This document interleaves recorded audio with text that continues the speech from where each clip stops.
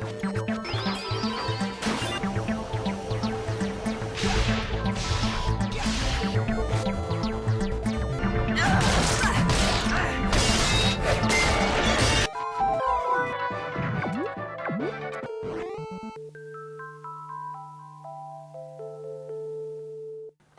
of Fire Dragon Quarter is one of the most hated RPGs of all time.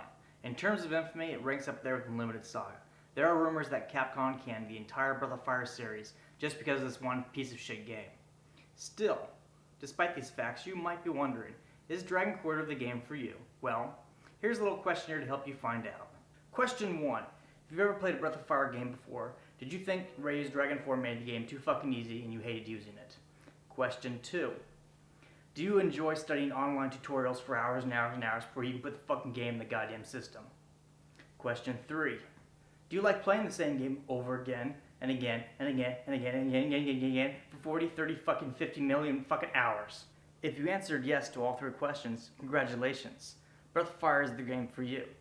If you answered no to any of them, congratulations. You're a rational human being and you're not gonna like this fucking game. Before I get into what is so goddamn terrible about this game, let's talk about its plot. In a nutshell, some terrible disaster destroyed the surface of the planet, forcing people to live underground.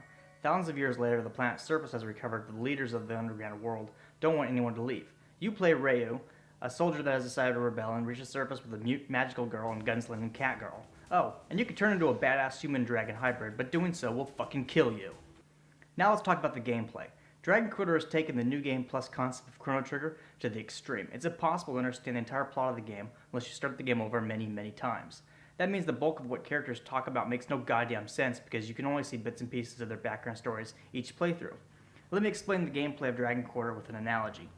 Picture this. You just walked into Disneyland and you want to go ride the Matterhorn. But every time you take 10 steps, security knocks you over the head and drags you back to the entrance gates. The next time you enter Disneyland, they wait until you take 20 steps, then they come and drag you back to the gate again. Then when you take 30 steps, they grab you and take you back to the gate again. Each time you enter, they let you take 10 more steps toward the Matterhorn. When you finally do reach the Matterhorn, the day is over and the park is ready to fucking close. That's what playing Dragon Quarters is like.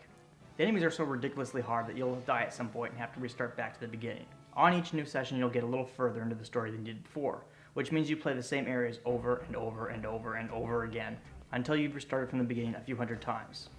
Bear in mind, the only items that will carry over to a new game is the stuff you put into your locker and the equipment on your character. So you want to fill up your locker with stat boosting items and equipment so you can buff your characters up to be able to actually beat the game. This means all the previous playthroughs were just practice runs for the real playthrough. It's the most diabolical kind of level grinding I've ever seen in the game. I mean, sure, there are games like Disgaea and Ragnarok Online, which allow you to reset characters back to level 1 so you can re-level them to be more powerful, but they don't make you start the whole fucking game over from the beginning.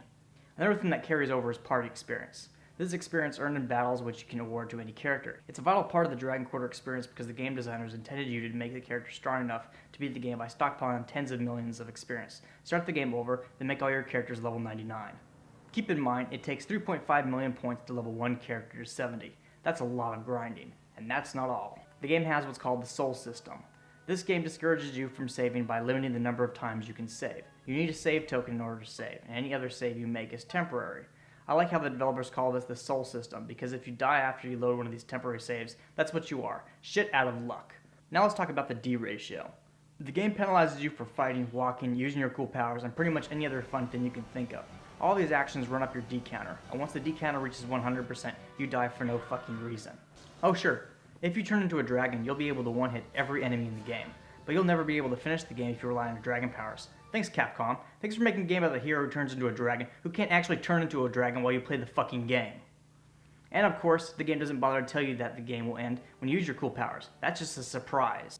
Like the previous 2 Breath of Fire games, there's an optional Fairyland minigame which allows you to build colonies for fairies. If you open several shops, you'll be able to purchase items not available elsewhere in the game. To enter Fairyland, you use an item called Fairy Drops. That's right, you use a handful of fairy turds to enter Fairyland.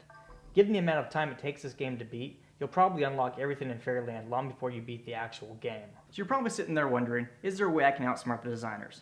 Is there a way to beat the game without having to slowly accumulate small amounts of party experience and die thousands upon thousands of times? Yes, there is a way. You really want to see, don't you? Okay, fine.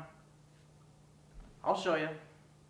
This is how you do it. Okay, get to the part of the game where you're able to use the D form at will. Next, get to this save point in the frozen level without breaking any of the boxes in the frozen level area, then save your game. Try to do this without using your deform at all. Right after you save, go back and break all the boxes, looking for stat boosting items and gold XPs. The gold XPs are really important, they'll boost the amount of XP that you get from battles. Next, go past the save point and fight the boss battles. Use your deform to massacre all the enemies until you're at 90% D ratio. Then put all your stat boosting items into a locker and then use Soul Restore. Then load your save right before the boss battles. Rinse and repeat until you've got enough party experience to buff most of your characters level 50.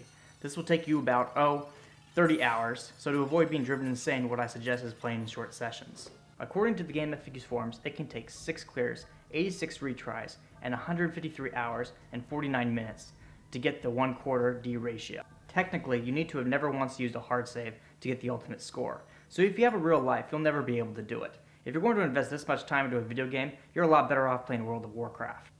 So is the game playable? Yes. But do you want to play it? Probably not. In any other Breath of Fire game, the Dragon Form doesn't make you an unstoppable god. It's a normal part of the gameplay and you're encouraged to use it, not discouraged. The designers didn't have to do this.